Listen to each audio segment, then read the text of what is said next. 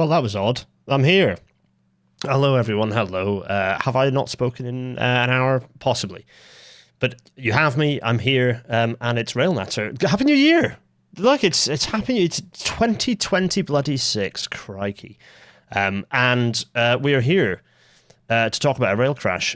Cast your mind back, if you will, to a nice... I'll tell you what, let's go big. Hello, everyone. Happy New Year. Cast your minds back to September 2024, middling weather, let's assume. And there's a freight train trundling across a fairly old-looking bridge. And rather than going across it slowly but assuredly, there is much noise, much debris, much dust. The train splits in two and some of it falls over. Bad things have happened at Audenshaw in Greater Manchester, and we're going to explore what those bad things are in tonight's episode. That's the plan. We're going to do a classic page turn, and I'm looking forward to it. So, we're going to get into it. The result of was a mess. The train smashed over on a bridge, which bits of fell down onto a path below. Luckily, no one injured here, but not a good situation. And we're going to dig into why, because this is a story of the limitations of a particular type of bridge, a cheap form of bridge construction that we've still got a huge number of around the UK, around GB. The limits of what engineers can do, what their knowledge is limited by, and why it is limited, and the limitations in the way that those engineers talk to other engineers with different knowledge. Key part of this incident, and perhaps ties into some of the other stuff that we should be thinking about as a railway and how we operate and how we think about where to spend our money as well. So lots of things for us to think about here. As ever, a massive thanks to Patreon supporters. 2025 couldn't happen without you, and 2026 won't happen without you either. So if you're interested in this and bonus content, of which there is bonus content, then patreon.com/Gareth Dennis is where to go, particularly if you're a £5 above tier, where you get a free weekly additional mini episode. Without further ado, everyone, welcome to tonight's Railnatter.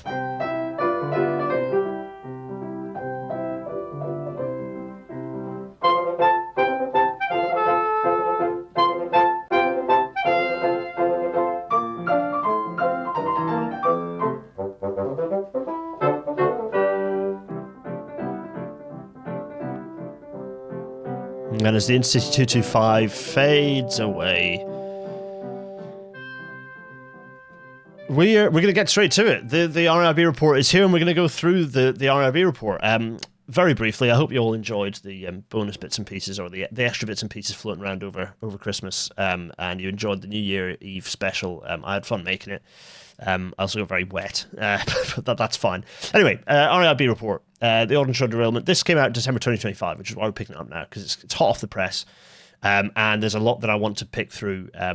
I'll do my best to pick selective chunks, but actually there's a lot throughout the whole thing that's really juicy, really interesting, and so we're going to go through it as best we can in the traditional manner. So before I do that, I have to line up some technology. Yeah, so scene setting. This is the sort of accident that often gets forgotten, freight train derailment. But this one, it's really important that we don't. There's a lot of really interesting things in this that we need to pick out and just put a pin in as engineers and as those who are knowledgeable about railways and what railways do. So lots for us to think about in here. So we're going to get started. So RAIB report, the classic thing. You know what the deal is. The report.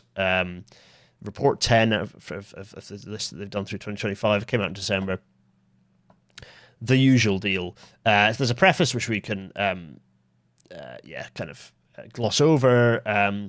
We'll jump through the summary as well and go straight into the accident. So we're going to jump to page 10. I will do my best not to whiz through pages too quickly. That's the usual. So summary of the accident. Here we are. Audenshaw, which is up at Guy Bridge. Do you know what? Let's just get ourselves over here. F11 this. No, not that. Maps. No, let's not do that. Let's do open rail. There we go. That's the stuff. Where are we? Guide Bridge, Audenshaw. What? No. Oh, what's going on? Open railway map. There's some stuff going on here. I don't know why. Application consumes too much resources. Oh, crikey. That's fascinating. I'm just viewing it. Let's go. Let's get in here. We're in Manchester. Yeah, Guide Bridge. So Guide Bridge is... this is where I have to go. God, I remind myself where... while I'm having Guide Bridge... There we go, fine. So if I go down to... the lumps in front of everything is quite distracting. Let me get here. And this is the bit that I should have got OpenStreetMap to be fixed, right? So anyway, so let's go over here to Guide Bridge. So Guide Bridge is over here. Audenshaw is in amongst... Come on, there we go. I don't know why you're moaning so much. This is quite straightforward. There's Guide Bridge. And there's a whole bunch of junction-y fun stuff around here. Audenshaw is around here, the reservoir is here, and the bridge... Oh my goodness. The bridge is... Well, you know what? Let's forget that. The bridge is just here, just south of the motorway. So it goes over a wee road. It is just here, I believe. Is the bridge. Just next to the motorway. No, it's not. That's rubbish. It's here, over Audenshaw Road. That would make some sense, wouldn't it? That's where it is. And I've also lost you lot. Where have you all gone? I'm here. Yeah, thanks. It's to the east of Manchester is where we're at. Pretty much exactly to the east. So, the train was travelling 21 miles an hour, so unremarkable speeds. Derailed as it went over a bridge that carries the railway over a footpath. It's only a 40-metre long bridge. The derailment happened pretty close to the start of the bridge and was caused by the widening of the gauge. So, there are basically, other than like breaks in rail sending trains off, in terms of trains interacting with the rails largely intact, there are about there's six very common mechanisms. And the widening of the gauge is one of them. Others are things like flange climb and overspeed and things of this nature. But gauge widening is a fairly classic mechanism, and that's if you're getting gauge widening, your track has failed. It's failed. There are two things that track has to do. It has to keep the rails up, and it has to keep them the same distance apart. As long as they're being kept up and the same distance apart, your track is doing a good thing. If it's not doing those, if it's going down or if it's going out, bad, broken, train likely to fall off. And so you can see this picture here. You can see the picture at the top there of the train somewhat smooshied over the bridge. Some wagons have fallen off, and the train is split, in fact, as a result of the digging in the additional brake, the additional load on the couplings. The coupling's broken, and the brake application has been made automatically. The accident caused significant damage to the bridge and the track infrastructure, as you might imagine. So this bridge, Bridge 3, it takes a double-track, non-electrified railway over Sidmouth Street in Audenshaw. So let's remind ourselves, Sidmouth Street is this one here. This is Sidmouth Street. I'm baffled as to why the website is complaining, but Open Railway Map heads, you can explain to me why that is. Let's get rid of that anyway now. So, what actually, so the summary of the accident, we'll go through the actual mechanism in detail later. It's mostly, I think this is mostly freight only. So is it the Denton lines that I've just closed Open Railway Map? Those of you can come in and correct me. It's located on the railway line between Denton Junction and Ashton Moss. DJ01 is the ELR if you care about such things. This is DJ01/3 is the name of the structure. And the tracks on both lines of the bridge are carried by a long bearer system. Longitudinal bearers are, well, we'll see in a minute, but basically a structural form where you have two big long beams, rather than transverse bearers, or which we use for S&C and sometimes bridges, but mostly for S&C. Bearer, right, so let's go through the words. Longitudinal means it's going along underneath the rails rather than between them. First word. Second word, bearer. We use the word bearer when we are talking about a piece of material that is the same cross-section throughout, so it can be as long as it needs to be, whether longitudinally or transverse. So we put things like S&C on there. The difference between a bearer and a sleeper is that a sleeper is a formed unit that's been optimized for plain lines, so to have, tens of thousands of things. It's been optimized to be a specific shape under the rails to minimize material where you don't need it, maximize material where you do need it. But it is not a consistent cross-section. You have to put the rails in a specific place. It's only carrying one track, whereas a bearer is basically a big cuboid. And you can put the rails wherever you like on it. In a transverse sense, we do that when we've got S&C, so we've got long bearers and the S&Cs on top, or in this case, longitudinal bearers. They are running underneath the rails, and the rail sits on top with a series of fastenings along that one timber. And it's quite an effective way of, in a variety, for lighter traffic, a reasonably effective way of taking traffic over a bridge, because it requires a very low construction depth, because you've got the rail.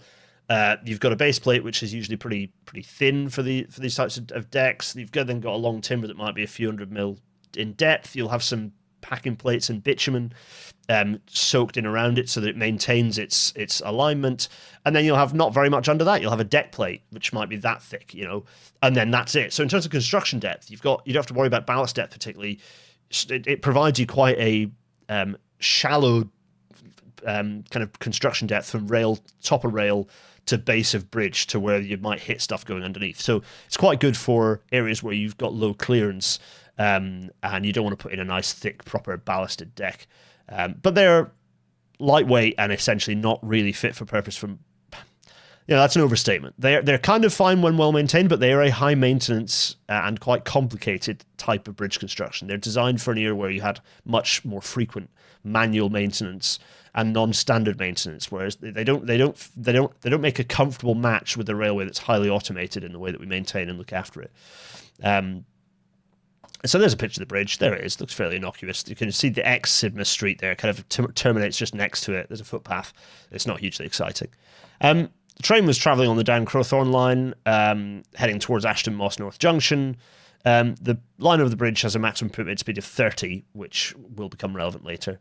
There's some the local signal box does the signalling, but the front of the train actually moved into the area controlled by the Manchester North Workstation at the Manchester Rock. It's funny it says Route Operating Centre, when I'm pretty sure it's supposed to be Railway Operating Centre, but anyway. RAIB, reach out, find out. Anyway, yes, so...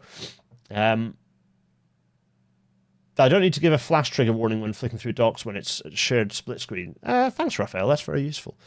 You can see my mouse as well in this setup, which is a bit clever as well, isn't it? Anyway, so no passenger services or timetable to travel over this line. It's freight only. So if they'd said then rail operating centre elsewhere, no, it's fine. So the train involved was taking two diesel 66s, 24 wagons, used to be used for coal transport, but they have been shortened to carry aggregate, and so each wagon has about 100 tons of aggregate in it.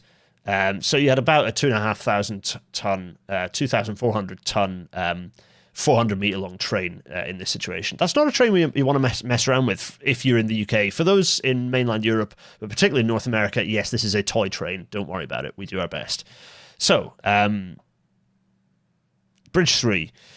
This is where the fun starts. So Bridge 3, the RAIB has been unable to find any detailed records to establish the actual age of Bridge 3, which is fun, isn't it? So let's just very, very briefly do something. Let's see. Let's go in. Let's have a look here. So we're going to go over to I accept. Let's go in here. So we're going to see if we can find. Let's see where this bridge is. So we're going in. There's Manchester. There's Audenshaw. And there is that. Well, that is the bridge there. So let's go for 6 inch. Let's see if that's. So that is what year is this? We'll never know. Display map details. So this is 1848, potentially to 1880. So there's nothing there. So let's go for a bit newer. This is 1910. And there is a bridge there. So let's go for the 25 inch and see if there is. So there is. There's the bridge.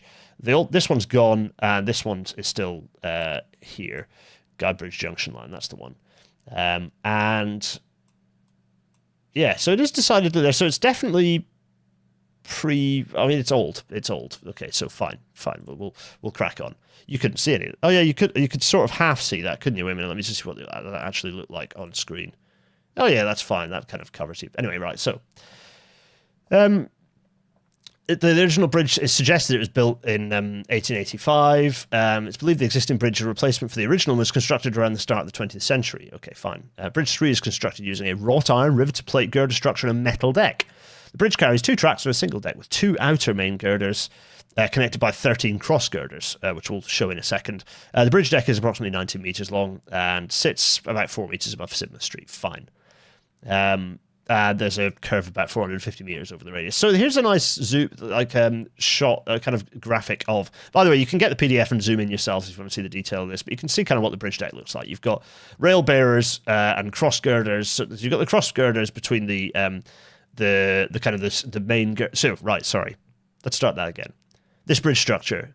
You have the main girder, which is the thing that carries the load across that actually spans that creates the bridge. Between the main girders, you have cross girders that take the weight of the basically provide a deck for the bridge to carry.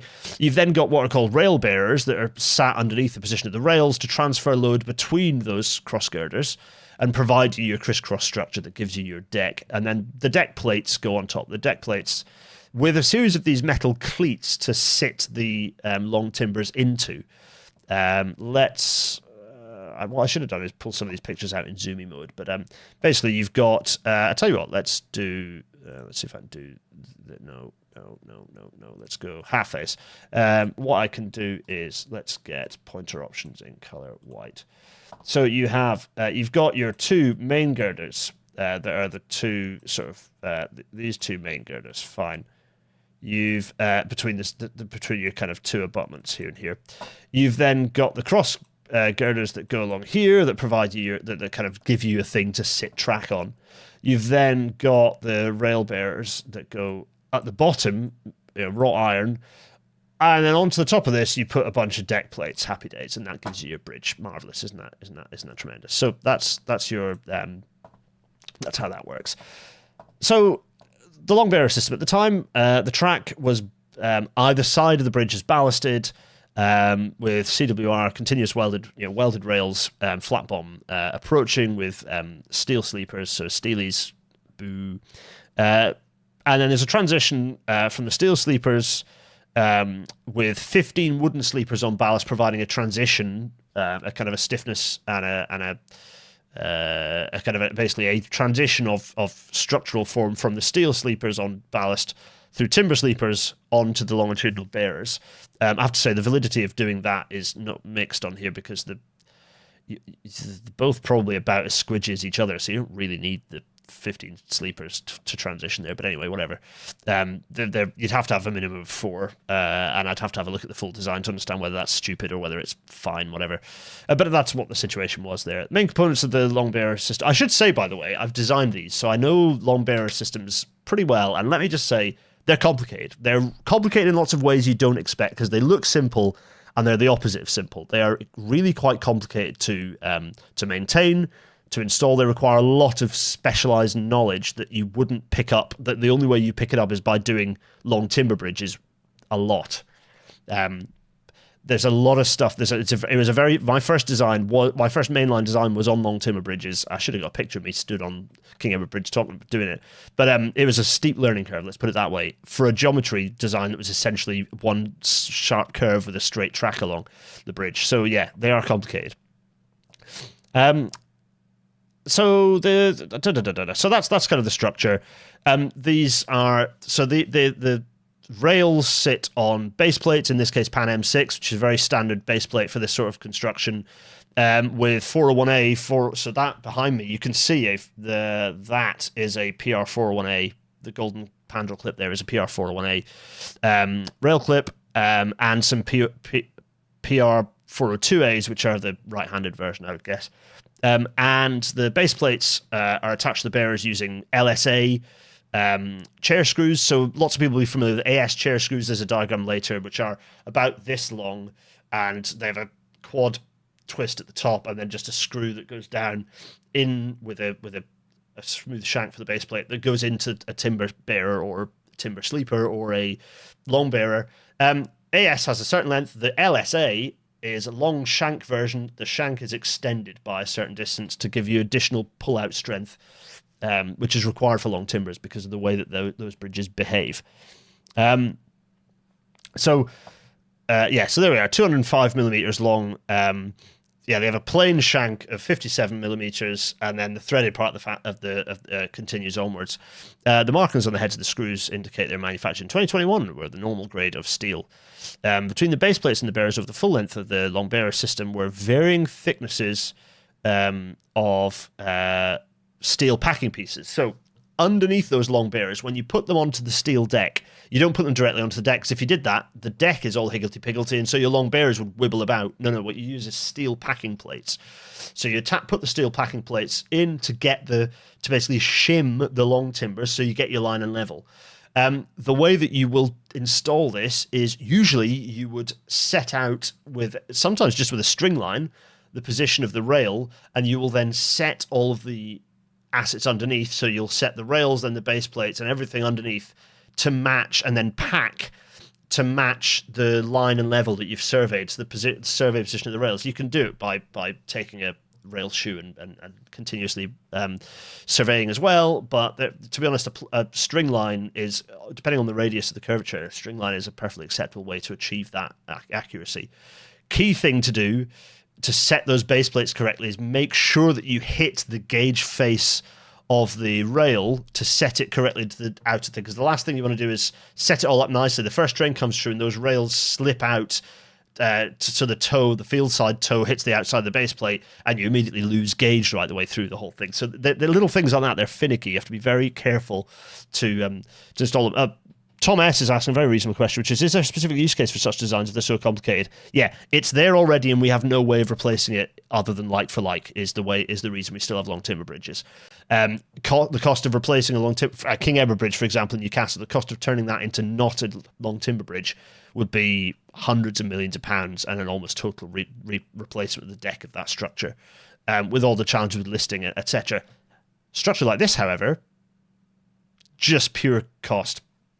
I mean, to be fair, it's an if it ain't broke, don't fix it. Like the reality of replacing this deck with something more modern it's a lot of money for arguably marginal benefit. But equally, like, maybe these should be on a bit of a shit list of work we way through and replace with a standard, U deck, or a standardized deck form that just has ballast for all sorts of reasons that might come to light momentarily. So I've gone through all that. So rails, standard 56E1 rails on M6 base plates with LSA fastenings into a long bearer that, I don't know what the depth of the long bearers is here. It's not, 280mm deep long bearers, pretty standard geometry, to be honest. Yeah, 410mm wide, 6.5 meters long. That's pretty standard. You'll get the hardwood, green heart in this case, hardwood. Don't ask where those come from. Actually, green heart I think is the less dubious than some of the other timbers that we can specially source for these things, because it needs to be a very good. This is why FFUs are useful materials, because ethically it's a nightmare. Some of the woods that you need to get the life of timber for some of these, durability for some of these bridges, actually FFU, the fiber reinforced foamed urethane, the one that looks a bit like timber but isn't, the one that Newark Flat Crossing is currently laid in, it's a better material ethically, if even if it is plastic. So, packing. So you get your line of level, you put the shims in, and then what you do is, once it's all set, kind of positioned as you need it to be, you then ditch the thing in bitumen. You just soak bitumen around it to kind of lock the long timber in place and waterproof it. So it prevents little cracks forming. It just fills in all those little gaps where water could otherwise sit and corrode. Fill it with bitumen, happy days. So in this case, there's steel packing pieces also being used to achieve the cross level. So actually being used to take your long timber and tilt it over to apply the cant. So you can use a shim, those steel shims, I think presumably stainless steel packing pieces to achieve that. And yeah, the cant through here is 30 to 40 millimeters. So yeah, and you can kind of see all that here in this case. So there are a couple of things. So in this case, there are steel packing pieces that are actually underneath the base plate as well, that is used to achieve super elevation. So you actually pack under the base plate, which gives you a cant, but actually means you don't get quite the right railhead rotation. It's all a bit, long timbers are messy as hell. You can pack both in rotation, but actually often what you do is you just pack vertically, so one is higher than the other. So it's a bit of an ugly not really a very nice rail, but usually these are low speed. You don't have high speeds through long timber bridges where you've got this, or you're very much trying to avoid it. So you've got this situation where you've got packing plate, you've got rail, fastening, screw, base plate, steel packing pieces under the base plate. You might then have a kind of a timber or a cork pad. Do they actually say this here? They don't say that. Sometimes you have a cork pad. Then you go into the long timber. Then you have more shims and packing pieces under the long timber. That might be wood, might be steel. And then you soak the lot in bitumen. And then you also have transoms between the long timbers to hold gauge. Because the thing about two separate long timbers is that if we talked about track has to be up and has to be has to keep rails up and keep them the same distance apart. Well, if you've got two separate long timbers, then there is and you're relying on just the little cleats that they're showing here to hold gauge. No, not acceptable. What you need to do is provide a transom here. You can see the steel transoms called tie rods. They've called them. Sorry, those are just that's a separate track. These are these transoms here. These are kind of usually kind of a U. What am I doing? Yeah, like a U shape, sort of sort of a C shape, if you like, sort of steel section to provide that a strong kind of connection between the two. So that's the whole thing. Steel hollow box section, transoms, and steel tie rods. And so they've got some steel tie rods as well as transoms, which is, I have to say, never reassured when I see tie rods. That's a bad thing. Layers of plywood packing pieces between the underside of the bears and the bridge deck plates. I said they've used plywood in this case to get the packing under the long timbers to get them to the right level based on where the deck is. And when you're out surveying, you're doing lots of point measurements of the deck positions to measure where the deck face should be. Bearing in mind, whenever you're surveying to replace these, it's clagged with all sorts of gunk and bitumen and what have you. So you've got these plywood packing pieces to achieve the correct vertical height of the rails. Bears are restrained laterally relative to the deck by a combination of metal brackets and cleats and some timber wedges. Along both sides of each bearer, between the cleats and bearer sides, were thin steel strips, which were welded to the cleats but not to the bridge deck. And then bitumen was added to limit water ingress into these various bits and bobs. So you can see sort of this is how it's put together. And as I've just described, the reason I took that time to explain all that, it's fiddly. It's all a bit of a bodge to achieve an outcome that's messy. You can't maintain it conventionally, so this whole thing is a big blot on the poor maintainers' copybook in terms of what they have to do. So they're a challenge, right? So fine staff involved. Weather was dry and bright, so the weather was actually lovely at this point. 20 degrees Celsius as well, so lovely conditions actually. Very, very nice. So preceding the accident, drivers maintained the maximum amount of traction power from the locomotive as they accelerated up rising gradients of 1 in 115 and 1 in 122, reaching a speed of 17 miles an hour before passing onto a falling gradient on the approach to Bridge 3. As more of the train moved on to the falling gradient, its speed began to increase. By the time Wagon 11 reached the bridge, the train was travelling at 21 miles an hour, well within the permitted speed. So driver had absolutely nothing wrong at this point, doing exactly what they're supposed to do. Soon after the leading bogie of Wagon 11 moved onto the bridge, its right-hand wheels dropped from the railhead, that indicates gauge widening, and into the space between the two rails. Whoops. This was due to the right-hand rail and its base plates on the first longitudinal bearer section moving laterally to the right. So it's just gone, oops. Actually, in your case, oops. So as this wagon continued forwards, its derailed wheels were constrained between the rails until the flange on its first left-hand wheel on the leading bogie climbed up and over the left-hand rail towards the cess. So the train's gone plonk, which is also not good. The wheels of the trailing bogie of Wagon 11 followed the same path, but instead of climbing over the left-hand rail, these wheels caused the rail to overturn. So at this point, the left-hand rails have gone plonk. Rather than the train going over the top, it's the first bogie wheel sets went over. Second one has just pushed the rail over completely and it overturned. The left-hand wheels then ran along the web of the overturned rail, and then wagons 12 to 14 all derailed in the same way, with the left-hand wheels running along the web of the overturned rail. Whoops. The wheels of leading bogie of wagon 15 followed the same path until the right-hand rail broke under the wagon at a welded rail joint. We'll get there.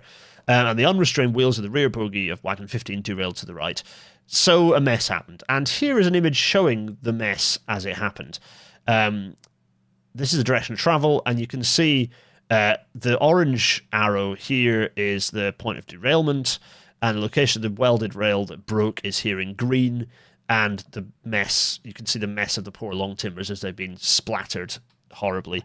Yeah, so not the best situation, really, not the best.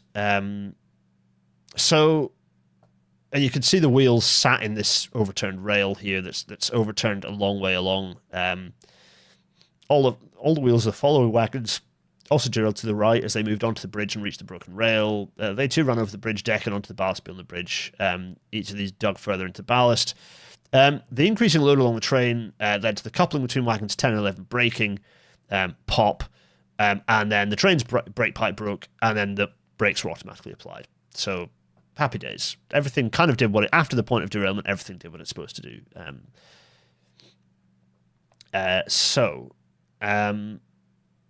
Following the accident, well, you know what? We can skip through that. Lots of mobilization. There were some track workers underneath the bridge who instantly made an emergency call. So everyone was doing everything right. Driver had noticed the brake application, reported to the workstation that the train had come to a stand. They were going to go and investigate the problem. So very rapidly, everyone was responding. Everything was being made safe very quickly. So in terms of the response to the issue, great, no problems. Now, the bridge condition. So this is where we start talking about how bridges work. And in the case of long timber bridges, it's a mess. Not necessarily through anyone's fault, but just because no one wants to own the whole thing because they can't. They don't have competency. Civil engineers don't have competency to look after the track. Track engineers do not have competency to look after the civil engineering. The trouble is, all of a long timber bridge, or certainly all of a long timber bridge system, the LBS, the long bearer system, all of it is both track and civil engineering, which is a problem. The other problem is that inherently everything about the long bearer system is absolutely tied to the behavior of the structure in its entirety. So they are not separable. Unlike a ballasted bridge where there is absolutely connects with the two, but it's somewhat dampened by the nature of the ballast as if you like, an insulator between track system and structural system.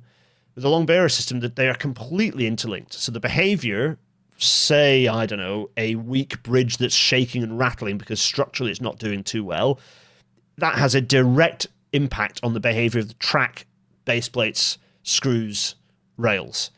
The two are completely interlinked. And this is the problem, is that by the nature of having the split discipline, that is track and civil engineering, rightly, they are different competencies. Structural engineers and civil and track engineers, very different competencies. Do not let me loose near a structure. I will make it fall. I won't make it fall down. And I know plenty about structures, but not enough to be a competent structural engineer, versus being a track engineer. So there is a problem, because where do you put that dotted line of who's track, who's structures? And for network rail, the track discipline is generally responsible for all the LBS elements above the upper surface of a structure, so above bridge deck. And the structure itself, so from the bottom, so basically from the point of the permanent bridge structure, so from the deck plates, that becomes a structures question. And that makes plenty of sense, right? Interestingly, then that splits, because actually what you'll find is structural engineers look at that, civil engineers look at the longitudinal bearers, transoms, and the track engineers just look at base plates. So you end up with an additional split in design world. I certainly have in a few of the designs I've done where multiple people are meddling. And it's better to let the track engineers worry about everything down to deck plate, to be honest. Anyway, so the structure. So the detailed exam before the derailment was in April 2024. So April preceding September. On a range from very poor to very good, the overall condition of the bridge was considered by Network Rail to be fair, but with significant localized areas in poor condition. This examination found that corrosion had caused widespread section loss to the main girders and cross girders. This is why I explained the structure of the bridge earlier. So route availability, for anyone who doesn't know, is how we describe what load can go over a bridge. And it checks the weight of vehicles, and the load carrying capacity of this bridge, basically it had gone down to RA0 for the line speed, because of the fact that it was considered that basically like the condition of the structure was such that it could not carry RA10 or RA8 axle weights, and indeed these trains, these quarry trains are heavy trains. They are RA10, However, so basically, early structural assessment had recorded that the bridge was unable to accommodate trains with heavy axle loads due to the conditions of the main girders, particularly related to shear capacity of the girder. Shear is failure of just like slice bad due to visible defects in the webs of the girders. Consequently, the route availability of Bridge 3 was deemed by the assessment to be RA0 or RA1, which is low. There were some repairs done, and the determination was that low speed. So the issue being that if you reduce the trains going through, maximum permitted speed for all trains was already 30 miles an hour, which meant that no additional restrictions were needed for the RA10 trains to run over the bridge. So essentially it's saying, look, where you've got the dispensation here, the trains cannot go over a certain speed to be safe because speed accounts for a significant dynamic element of load.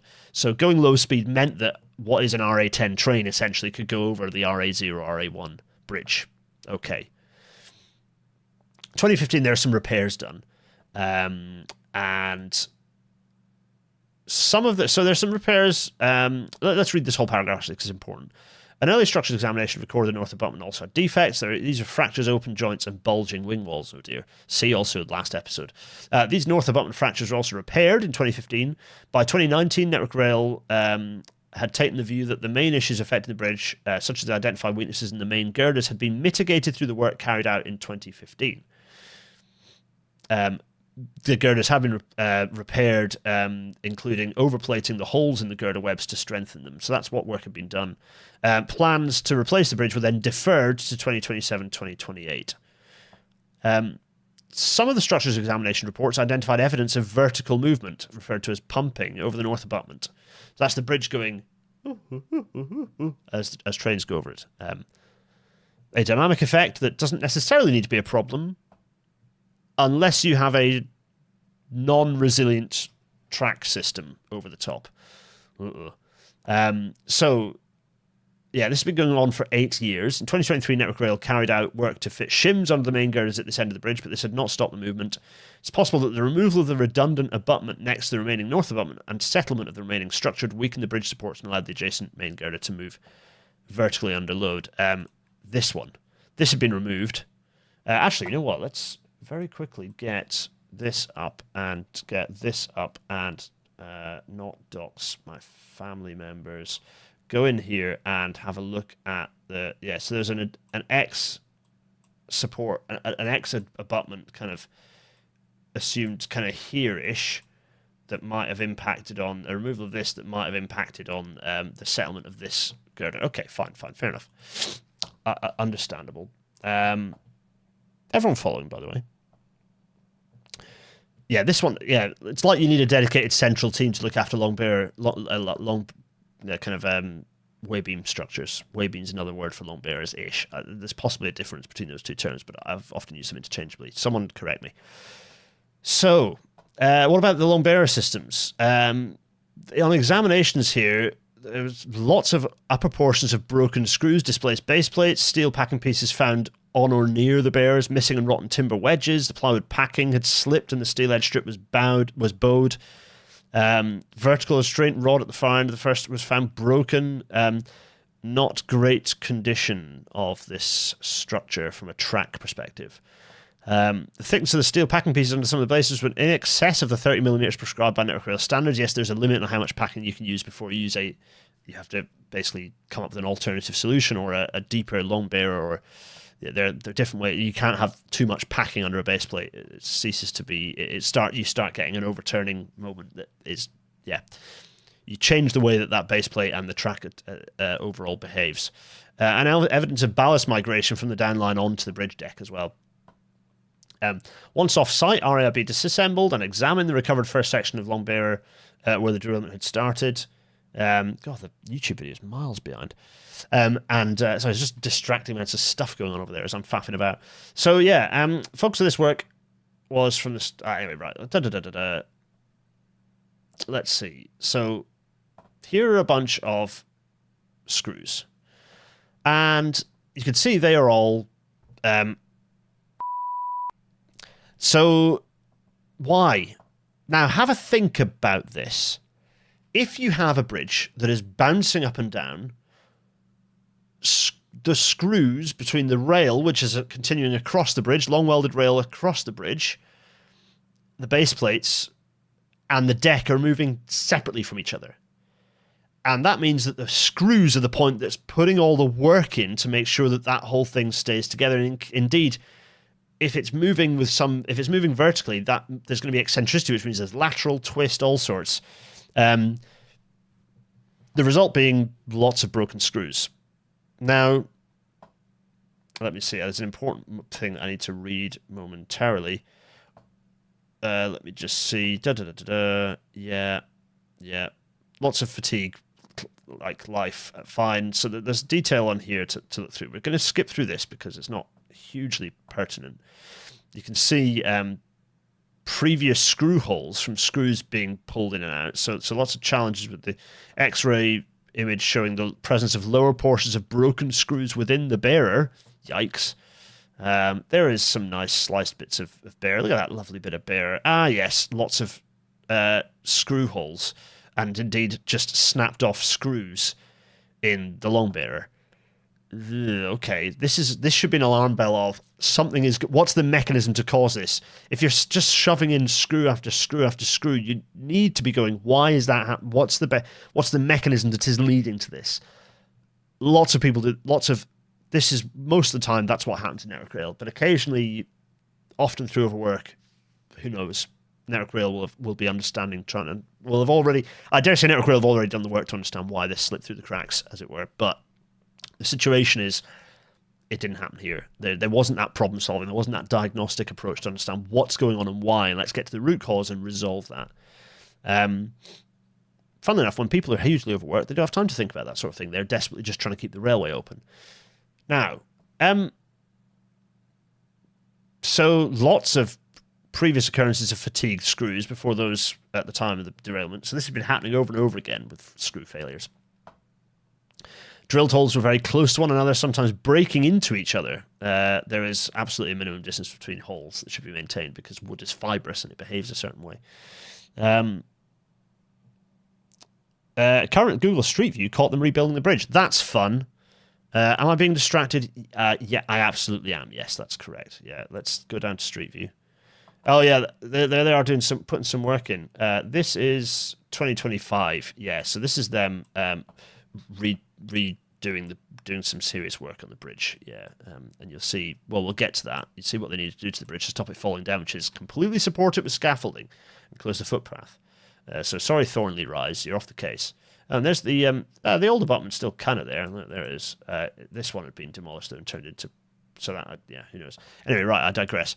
So. Right. Previous conditions. Yep. Fine. Yep. So, base plates fitted with. So right. This is a key point. RAIB asked Network Rail for the design, installation, inspection, and maintenance records of the longitudinal timbers on Bridge 3. However, Network Rail found it held no records relating to the LBS design and installation. CDM failure alert. Big asset data problem. Apart from the date within the long timber asset register stating it had been renewed in 2007, although it's incorrectly recorded as having softwood bearers. Very few records of track inspections and maintenance work undertaken by Guidebridge Depot were available before 2023. Limited records and witness evidence were available that indicate that sectional left-hand rail had been renewed in autumn 2021. So the RRB were provided with reports from the structures team, which included inspection records of the bridge structure.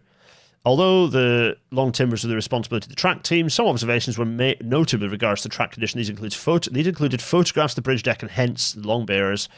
RIB examined these photographs as part of its investigation to understand the likely sequence of degradation. And we're going to have a look. And you'll see that there is ballast migration. Base plates were originally clipped with only 2 clips per plate, and a few of the rail clips had been highlighted as missing. So 2 clips per plate, fine. 2016. By 2018, the base plates at the north end of the long bearers have been fitted with additional rail clips, which we can see here. Night photo taken, but you can see those left-handed clips, the blue ones, usually they're red, these blue ones have been fitted. Now, why is this a problem, you might think? Why is this a problem? clips are pretty good at staying in place. Actually, you might think otherwise, but they're very good at staying in place. Now, clips are adding additional rigidity between the two different dynamic systems that are moving separately, which is the deck and the rails. Fastenings are tying that system even more and reducing the amount that movement is being spread. So the advantage of having all the difference is that difference in movement is being spread between rail, fastening, base plate, long timber, deck plates, deck. By adding the additional clips, you're basically tying the base plate and the rail into being one system, which puts all of that dynamic interface into the screws, which are failing. So by adding additional clips, what they did was accelerate the rate of degradation of those screws. They did not make the situation better, they made it worse. So that's engineering knowledge that they should have had. For me, an idiot, to know that. Okay, I'm not an idiot. I was professionally at a track, 10 years designer, actually very experienced in this stuff, relatively speaking. Well, not very experienced, relative to lots of people, middling experience, I would say, but enough of a nerd to pick this stuff up quickly. Additional rigidity, where you're putting rigidity versus where you're putting resilience or flex, is extremely important in rail engineering, but particularly in track engineering, because the railway, where you're talking about the millimeter accuracy of the wheel rail interface, then going out into the centimeter or more accuracy of the rest of the system, and the way that it all behaves, the interface between wheel and rail is enough to melt steel, and literally to liquefy steel, not melt it but liquefy it, versus a structure that sustains that. You have to understand that what is stiff and what is wibbly very, very, and the relationship between those and what causes that really carefully. You have to understand it well, and it's that's a big one. Knowing that you've just made the whole thing more rigid, where you're having screw snapping,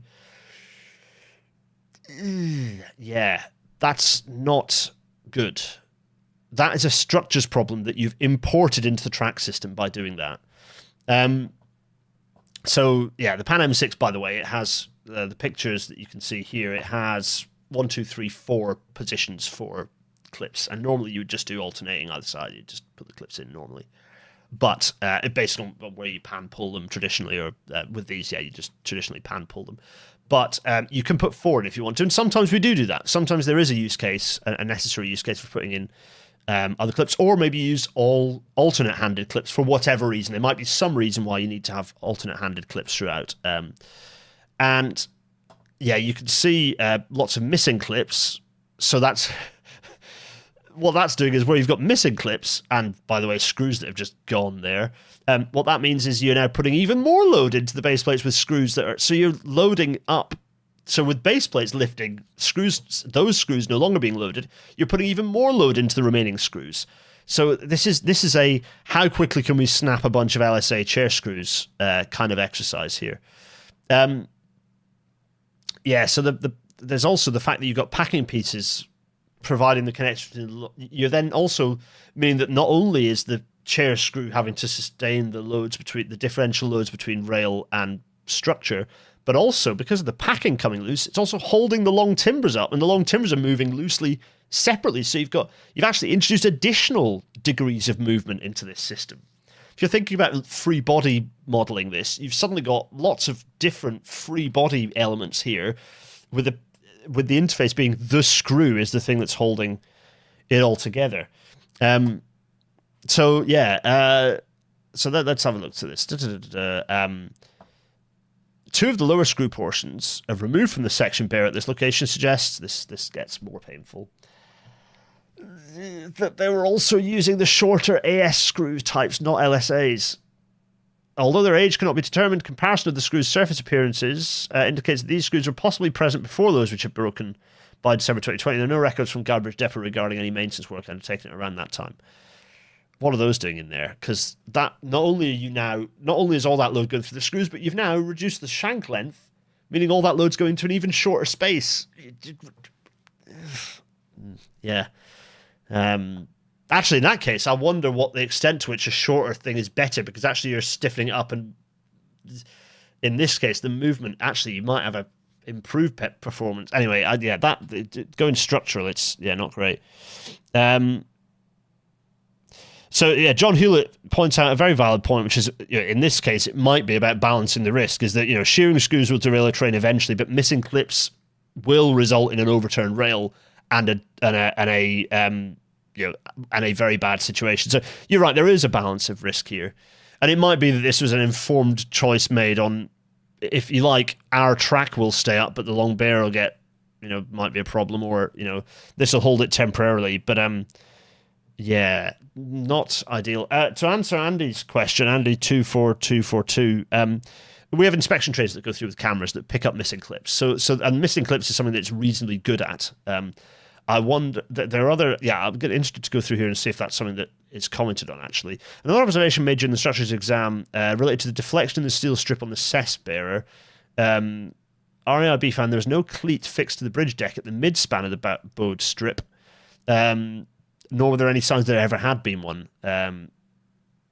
So this indicates, this allowed the plywood packing pieces to shift towards the left, causing the bow in the steel strip, and showing how the various stacks of packing pieces, so it basically meant that the support under the long timber, so you can see the packing pieces sliding to one side, causing the bow, and therefore not adequately supporting, resulting in more dynamic behavior of the long timber. So yeah, really not a pretty situation here, actually.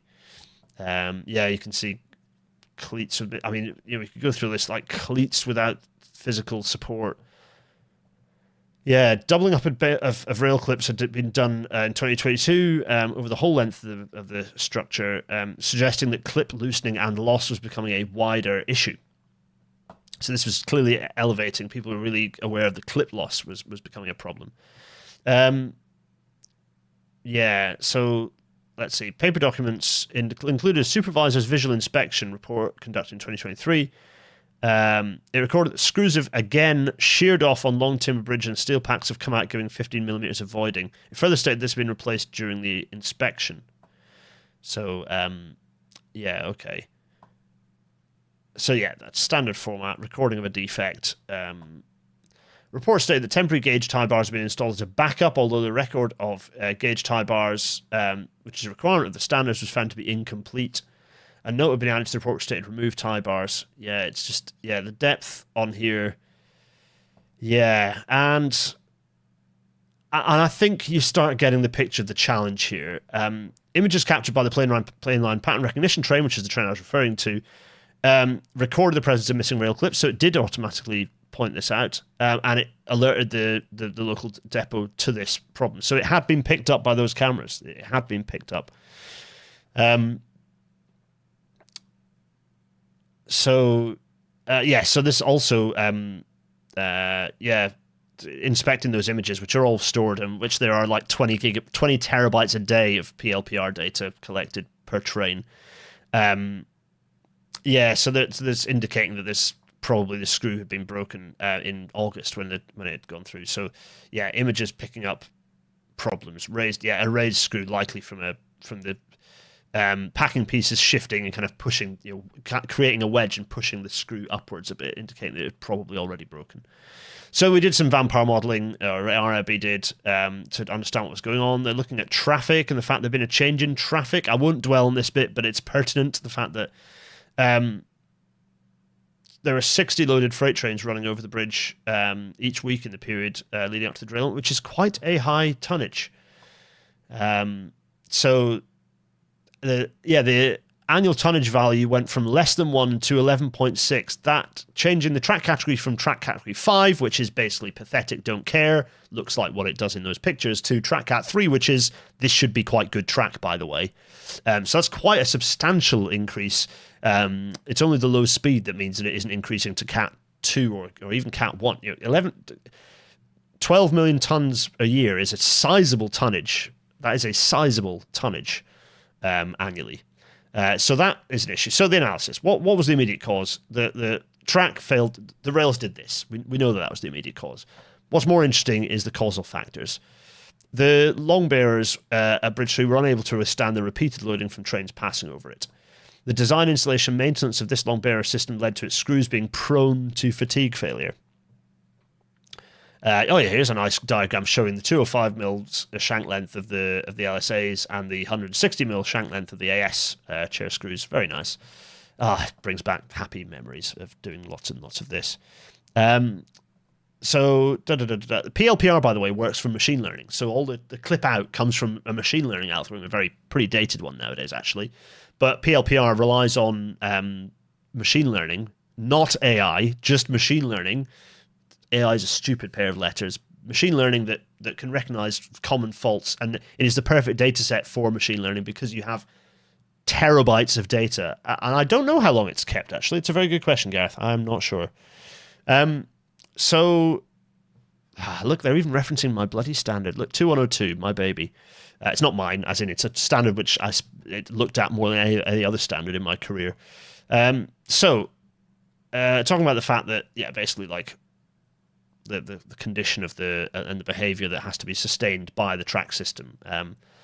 The longitudinal forces were significantly less than the maximum values permitted by the standards.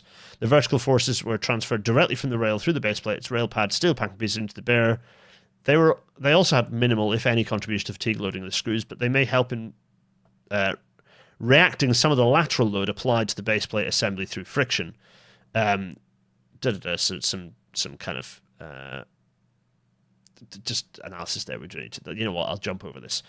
Fine. There's additional analysis here going through. Why were these problems?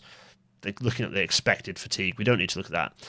Let's look at the next thing. So the rate of degradation, increase in the volume of traffic on the downline over Bridge 3, together with a possible contribution from changes in the bridge's vertical stiffness, had accelerated the rate of fatigue failure of the screws. Those screws which had failed or were failing for the passage of the train had not been detected by Network Rail's inspection regime. So PLPR can't automatically spot failed screws. It can spot missing clips, but not failed screws. And manual inspection had not spotted them either. Regular measurement train track geometry recording runs, including the use of the PLPR process, were not capable of reliably detecting this type of failure. So PLPR can spot the missing clips. It can't spot failed screws.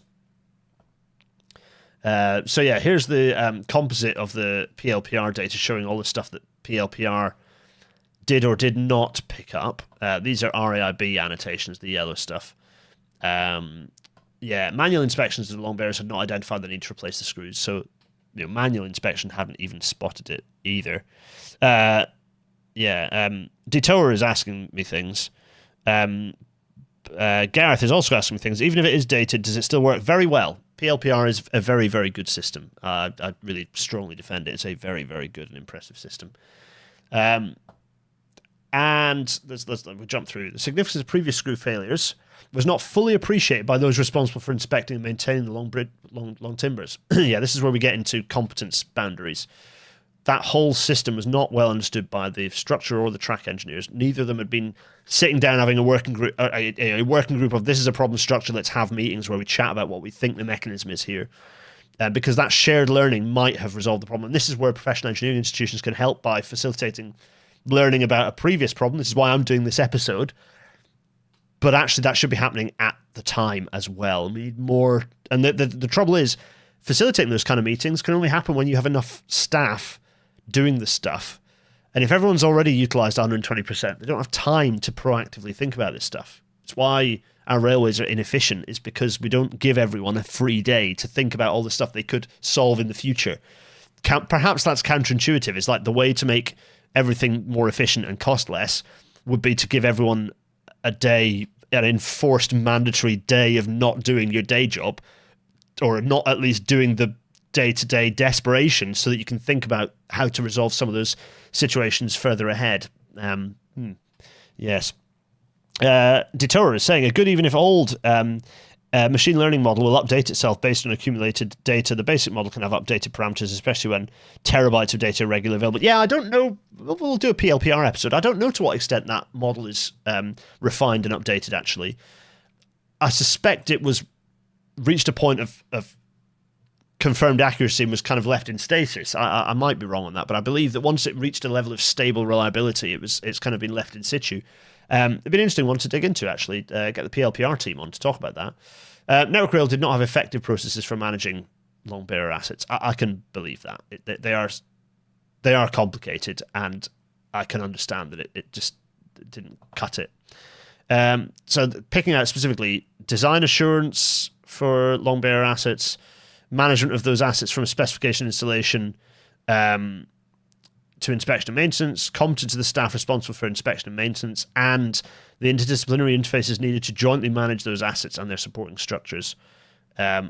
We could go into that's the crux of it, really. This is the key point I want to point out, and I'm not going to go into all the minute detail, but it's a really key point I want to emphasize is these are complicated, and we're not doing a good enough interdisciplinary job of looking after them. This is a recurring theme, by the way. It's one of those that it reaches a point where RAIB do like a case study, like a type report rather than a specific incident. They do we've seen lots of incidents here. The Guy Bridge track team responsible for the long bearers at Bridge 3 neither correctly recorded nor reported previous screw failures, and this was not identified nor corrected by Network Rail's assurance regime over a period of years. I get the feeling of a depot not in the loop, not looked after, and also perhaps not being encouraged to engage with the wider professional community. I don't know. I can't speak for this team. I wouldn't want to, but I know of depot teams that are brilliant and very well engaged, and I know others that are just left out on a limb without the support to be involved in the PWI, the RAIL, to be involved in cross-discipline discussions, working groups, and are just basically keeping things together as best they can. And that only gets worse when you continue to create an austere working environment, an austerity-based, efficiency-driven rather than an outcome-driven railway system. I'm not going to dig into the specifics here, but I can. It's painting a picture of, there's lots of messy stuff in here about asset management systems looking messy that they're just like, oh, we'll just wipe it and start again because it's just a mess. So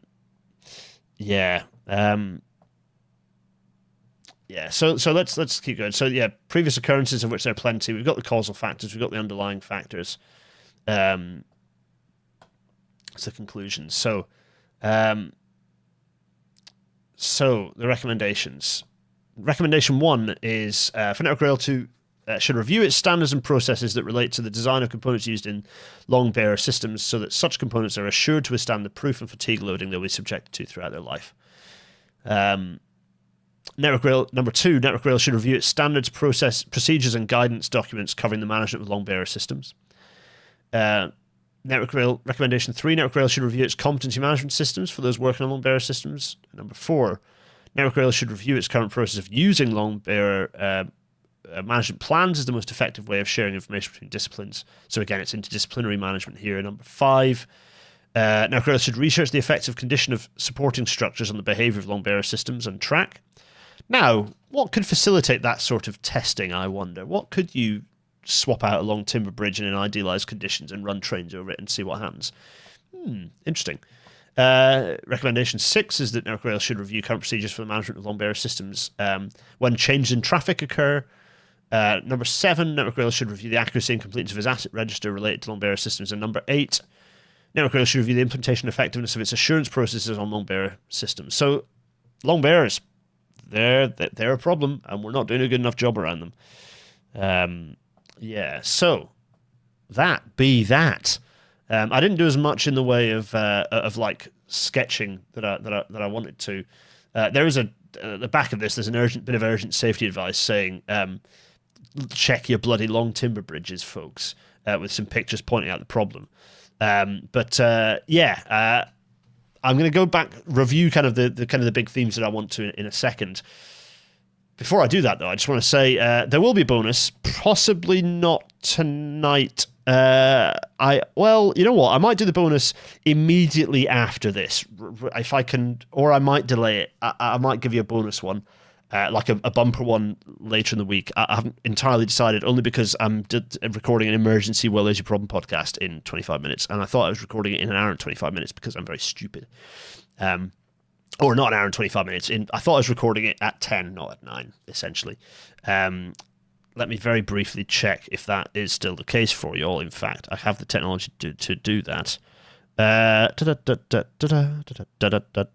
Fine. But the next bonus will be, and you'll know about it because I'll let you know on Patreon, we're going to go back to our East Yorkshire Railways sketching, and we're going to actually draw out what we think the network should look like in advance of the episode, which will be in a week or two. So the mainline episode. So you're getting to see the behind, under the hood stuff before we share with the world. So yeah, pick that one up very soon. So the big points that we want to pick up for this episode. Long bearer systems require additional skills and care. This is the big number one thing. They are very, very fiddly and complicated. Lots of things that are very specialist, quite arcane knowledge, but also quite state-of-the-art engineering knowledge in the behavior dynamic systems and interacting dynamic systems. Big theme number 2 is that engineers have limits. The interfaces between teams, disciplines, and experience must be broken down. And the way that that's been happening is, RAIB have included it, is not effective. It is ineffective. The third one is changing traffic changes loads. If you increase your loading by a factor of 20, or whatever it was in this case, you expect to see a difference in the way the bridge behaves. I find that a fairly baffling... The thing is, it's not... Changes in that stuff doesn't necessarily cascade down well. I've not worked in maintenance side, so I can't comment as to how that filters through, but in this case, clearly not well enough. And again, I'm not blaming the maintainer frontline staff who are always rushed with it. The way that filters down from system operator, from the big railway decision makers, Fox, through the system operator who define the timetable and therefore understand tonnage changes, how that filters down. Well, for starters, maybe it makes sense to use the central-line track model to rapidly give warnings to teams where there's been a major change in tonnages, rather than it all being through paper notifications, essentially, still, just that they might be in PDF format rather than like actually doing this as we have a central-line track model that can very quickly, the timetable bounces out and we instantly get the updates in ERTMS values. Not ERTMS, EMGTPA, sorry, equated million gross tons per annum. And the last thing is improve asset and assurance management. Well, this is always true, isn't it? Like, it's never not true that we need to improve asset and assurance management, but there's some things in here that are scarily Carmen adjacent, bridge information, track structure information that is not in Ellipse, which is the asset management system, is therefore not being, and maintenance record is non-existent. This is not good enough. It's just not good enough. And the question is, why is that not happening? It's not a ton of bricks down on the frontline staff. It is, why are they not being given time to keep records up to date? Why are they not being trained to know the importance of why record keeping is critical? Why aren't there enough staff to keep on top of records? This is key stuff. And then the big question, the big picture question is, if you want to avoid these sorts of derailments and want to avoid potentially more risky and scary incidents, thankfully long timber bridges, there are a few in operation under fast trains, by the way. I think of a couple on the middle main line, for example. There are a few dotted around. But generally these are in lower risk areas. I wouldn't say that a derailment on the King Edward Bridge would be very nice if it did happen, but there are long timber bridges that are a problem. That present a potential greater hazard than another structural form might.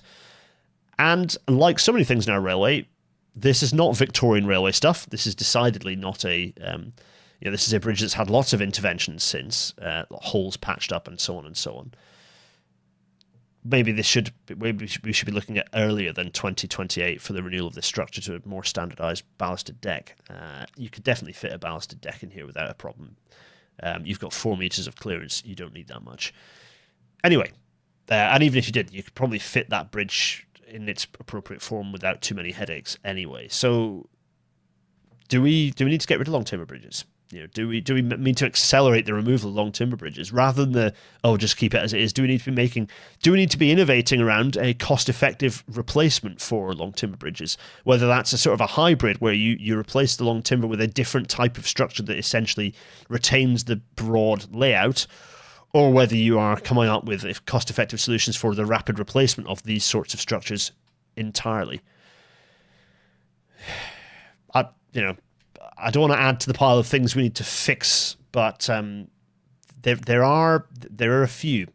There are a few that maybe we need to be thinking about. Right. So I need to change that to that. Yeah, good. Okay, fine. Sorry. So there's one last thing that I wanted to say before I close out tonight's episode, which is Railnatter is run by some people. One of them is me. I'm the host. Hello, I'm the host of Railnatter. I need a haircut. One of them is James Fox. Hello, James. I'm naming and shaming you as a producer and editor. If you want a different title, tell me. James is part of the team that runs Railnatter now. You'll notice a gap because I am looking for a new team member. You. It could be you. To be a production assistant. To help book guests as a primary thing is to book guests, but also suggest ideas, to have a greater input into the show, to maybe do some of the support behind the scenes for things like thumbnails and some of the design elements and some of that preparation work, maybe even some of the research. But I'm keen for someone to come and join the team. We'll have, there will be a kind of a job description that I'll be pulling together. In a way, you'll make the job your own. It will be paid. It won't be paid much because I'm paid nothing. So it doesn't make enough. But the intention is that over time we might increase the amount that the show makes, and therefore there might be the need for more work. So it'll be paid a certain amount for the work that you do based on how little it makes a month. We make a lump a month, but relatively speaking, look, to be agreed. The point is, it's not just a come and be a volunteer. What I need from you is like 300 words on why you think you'd be good for doing this. And I'll do it. I'm going to do it properly. It's not going to be like a mate's chat. It is going to be, you submit more details on the Discord, by the way, soon. But it'll be you'll send me those 300 words, and I will give you an interview. We'll have a chat. We'll chat about why you think you're going to be good for it, why you're interested. And yeah, it's a chance to get on top of guest booking for start as much as anything else, but also to do some of the other admin and generally making Railnatter that bit better for everyone. So, and who knows, you might end up appearing as well. Who knows? But mostly this will be a come and support making Railnatter better with me and James. So, without further ado, go to the Discord to find out more details on that one. Everybody, it only remains for me to vigorously wave happily and say thanks so much. We've run a little bit long, but I think it was worth it for this episode. Take very, very good care of yourselves. And yes, there's all the spanners in the chat, of course. Yeah, well, maybe one of you wants to come and get involved on a longer-term basis. It doesn't require you being anywhere. You can be wherever you like, remote. I'll do a little video on the joining bit as well. I'll do a little short video. Pogs is here. Hello, Pogs. A delight. Nice to have them here as well. Marvellous. Right, everyone in here, take very good care of yourselves. Cheerio, my wrist is broken. Cheerio.